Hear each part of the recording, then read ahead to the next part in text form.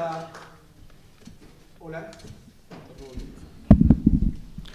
Gracias a Ana Caprav y a Maggi por siempre organizar este tipo de actos con pasión, con compromiso. Gracias a la UCEMA, nuevamente nos ofrece su ámbito para poder tratar de esclarecer sobre temas que a todos nos interesan, nos convocan.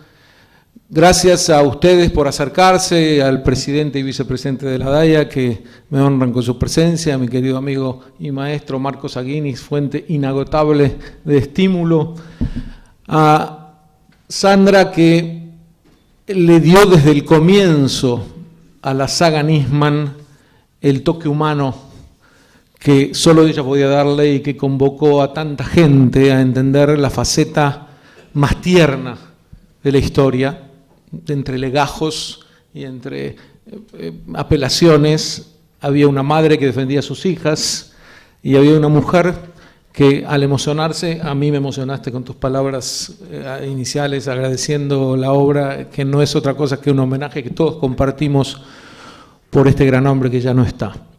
Y al fiscal Ricardo Sáenz le quiero decir que él tiene lo que en la tradición hebrea se denomina Zhut Rishonim, el privilegio de los primeros. Cuando todo el mundo sepa, todo el mundo diga y todo el mundo tenga claro que esto fue obviamente un asesinato y nadie vuelva al mito absurdo del suicidio, nos vamos a acordar de quién fue el primero que lo dijo desde la justicia, Ricardo. Así que ese privilegio te acompaña.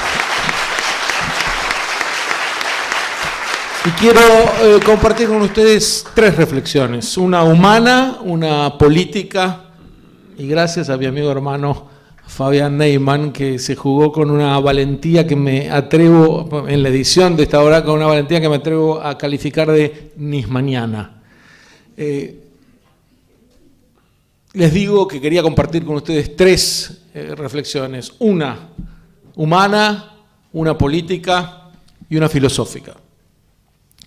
La humana es la transformación. Yo trato de incorporar en el libro varios recursos estrictamente literarios. Hay un capítulo llamado La Metamorfosis, todos sabemos de quién viene, del gran autor, el representante del siglo XX para muchos. Y esta metamorfosis yo la centro, la focalizo en la metamorfosis que acompañó a las relaciones exteriores de la República Argentina, y es lo que Ricardo citaba en su exposición. Pero hay una transformación que es mucho más fascinante, y es la transformación del hombre, y yo tuve el privilegio de verla de cerca en estos 10 años de amistad que tanto aprecio y extraño, en donde vi cómo Alberto se transformaba de ser un fiscal menor en un adalid de la justicia, y no era un paso, no fue un salto, fue una transformación que iba acompañando facetas de su personalidad. Y esto trato de reflejarlo en muchos de los diálogos que ambos oradores citaron y que son reales. Es decir, es cierto que no hablaba con Alberto cuando estaba vivo, y ahí me decía, yo diría, la abrumadora mayoría de las expresiones que traigo en el libro son reales. Son, por ejemplo, cuando yo intentaba mostrarle aspectos bíblicos que para él eran desconocidos, sobre la historia que él estaba protagonizando, la respuesta habitual, y la hago aparecer en el libro, es otra vez con la Biblia. Y era así, y les digo que hoy también voy a pecar de lo mismo, porque en esta semana corresponde leer una sección de la Torá que se llama ni más ni menos que Mishpatim, leyes. Y no podía ser un marco cronológico más apropiado para hacer un homenaje a Alberto y presentar un libro acerca de su trabajo y de su muerte eminentemente. Esta es la reflexión humana, el hombre que se transforma. ¿Qué motiva a un hombre a pasar a ser otro? ¿Y qué demandas esto exige de su propia familia? ¿Cuánto es esta pasión que no conocía ningún tipo de transacción, afectó, y diría que para mal, también lo cito en el libro, a la dinámica de su vida familiar? ¿Por qué? ¿Qué es lo que lo llevaba? Bueno, esto es parte de aquel misterio que nos hace vivir permanentemente, esta audacia que a veces es rayana en lo irresponsable, pero le da un gusto especial a la vida. Hay una reflexión política, la segunda, y consiste en que el mundo en el que nos estamos en el que estamos ingresando ahora es un mundo muy distinto de aquel que le tocó vivir a Alberto. Alberto hizo su carrera, en el caso AMIA, contracorriente. Él debió luchar no solamente contra la mediocridad y contra aquellos que despreciaban su obra, no creían que podía saberse nada. Hasta hoy repiten, ojalá algún día sepamos, una de las frases que más me irritan, ojalá sepamos cuando sabemos todo, todo absolutamente del atentado lo sabemos gracias a Alberto, y sabemos bastante acerca de cómo fue el asesinato, si queremos simplemente abrir los ojos, en ese sentido Morir por la Argentina viene para ayudar a abrir los ojos a mucha gente. Sabemos, eso no quiere decir que los culpables estén presos aún, pero mientras Alberto trabajaba esto era mucho más pesado porque el mundo en general y la Argentina en particular estaban en contra de lo que él podía avanzar. Era imposible acusar al poder político de lo que estaba ocurriendo y es en lo que Nisman tuvo que caer por lo que él llamaba la dictadura de las pruebas. Él no se propuso acusar a la presidenta, al canciller y a los funcionarios del Estado argentino que vendieron la justicia argentina y a Nisman a los terroristas iraníes. No se lo había propuesto, pero una vez que vio que esto era una verdad irrefutable, no pudo en ningún momento dejar que la dictadura de las pruebas se impusiera a su camino. Y cito en el libro, tratando de hacer este ejercicio literario, a un personaje de un cuento de Borges, Fergus Kilpatrick, que es realmente fascinante. Hace unos más de 70 años escribe Borges este cuento, en donde un líder revolucionario se propone investigar e impulsa que se investigue quién cometió la traición contra la patria, y se descubre que fue él. Y este impulso inicial, por supuesto Borges lo plantea para deslumbrar al lector, como hacía siempre, con estos finales inesperados, pero en el caso de la Argentina era lo que ocurría. La función de Nisman era precisamente investigar qué estaba ocurriendo, que no se podía avanzar con el tema de la AMIA. Y lo que estaba ocurriendo era, él lo hacía en nombre del Estado argentino hasta que se da cuenta de lo que estaba ocurriendo, y que la presidenta y el canciller no querían que se supiera absolutamente nada del caso AMIA y habían dado órdenes para que no se investigara. Entonces aquí, aquellos que tenían que promover la justicia eran los que la estaban trabando, y Alberto abre esta olla nauseabunda frente a una sociedad atónita. El discurso empieza a cambiar radicalmente en el último tiempo. Al principio, me incluyo, nos costaba creer que la traición a la patria había sido de tal dimensión, como trato de reflejar en el libro. Pero yo les decía, él iba en contra de la corriente en su época, y hoy en día le sería mucho más fácil en ese sentido, también en el mundo en el que le tocó vivir. Porque hoy acusar a los perpetradores, los iraníes, la República Islámica de Irán, y Nisman hacía hincapié, no algunos iraníes descarriados, no 3 radicalizados, fue el Estado terrorista de Irán el que planeó, financió y perpetró los atentados en la Argentina, pero el mundo no permitía que esto se dijera con tanta soltura porque era políticamente incorrecto.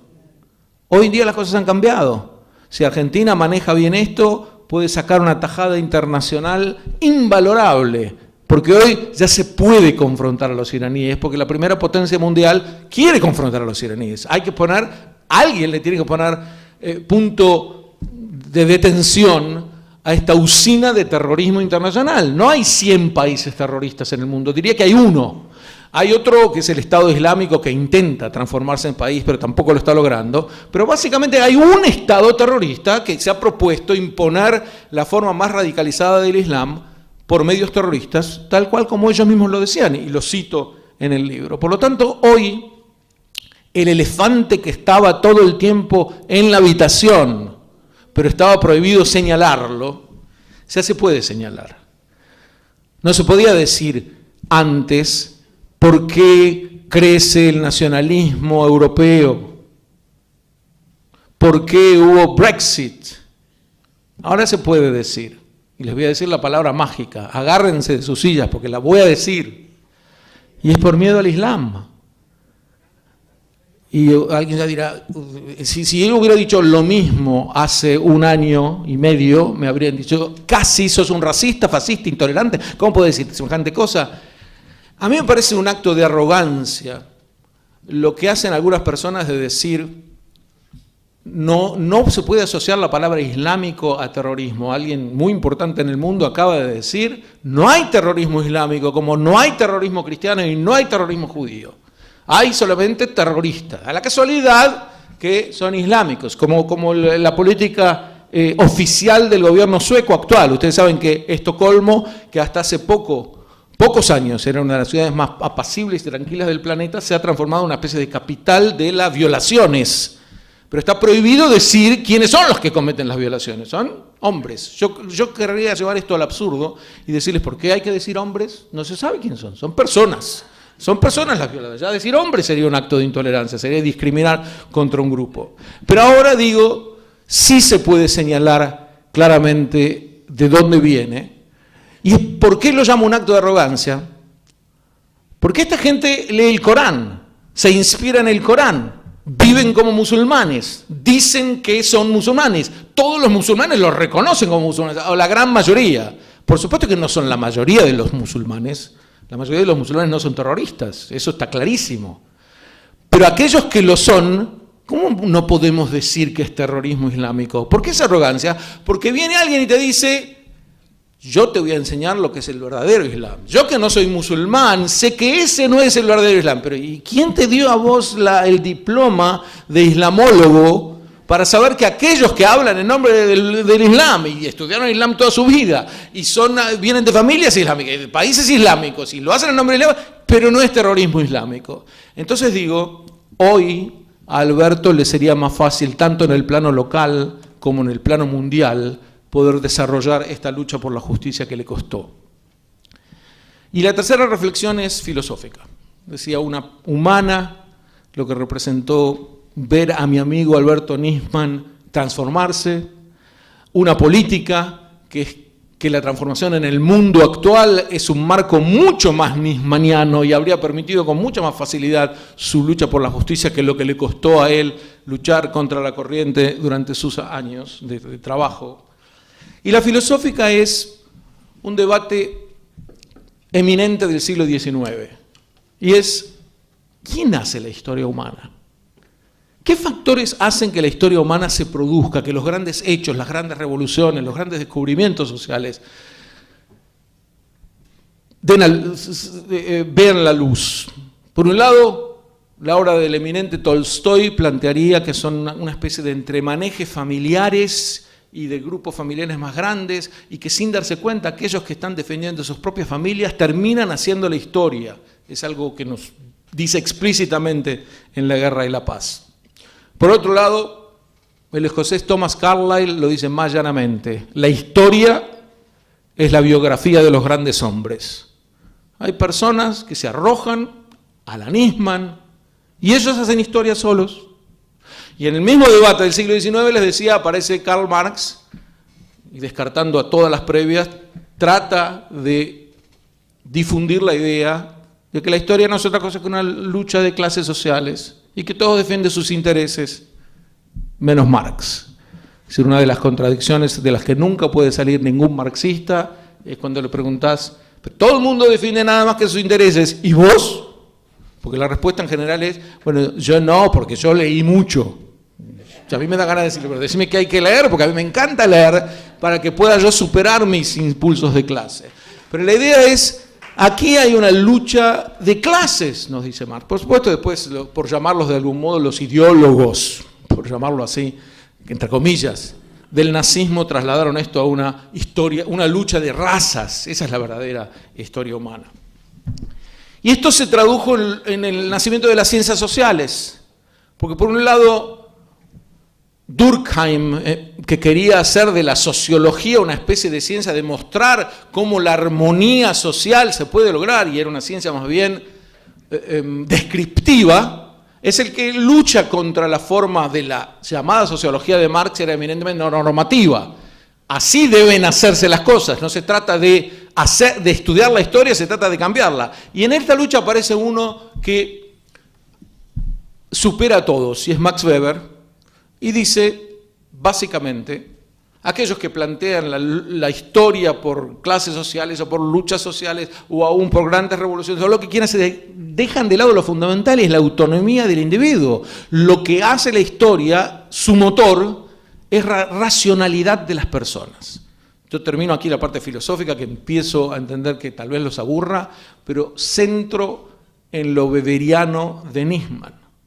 Porque uno, cuando mira la historia de Nisman, puede decir, esto es un ejemplo típico de Carlyle. La historia la hacen los grandes hombres. Lo que pasó en el descubrimiento o en la denuncia del caso AMIA, las casi 400.000 personas que salen bajo la lluvia después de un mes del asesinato de Nisman a rendirle homenaje, a reclamar justicia. Veo que algunos trajeron hasta los carteles aquí. Esto era historia plena que se estaba haciendo a partir de que un hombre se jugó. Pero le falta un dato, porque hombres valerosos y hombres inteligentes y hombres creativos como Alberto, hay muchos. Lo que pasa es que los pasos que dan necesitan un acompañamiento al que podríamos llamar fertilidad social.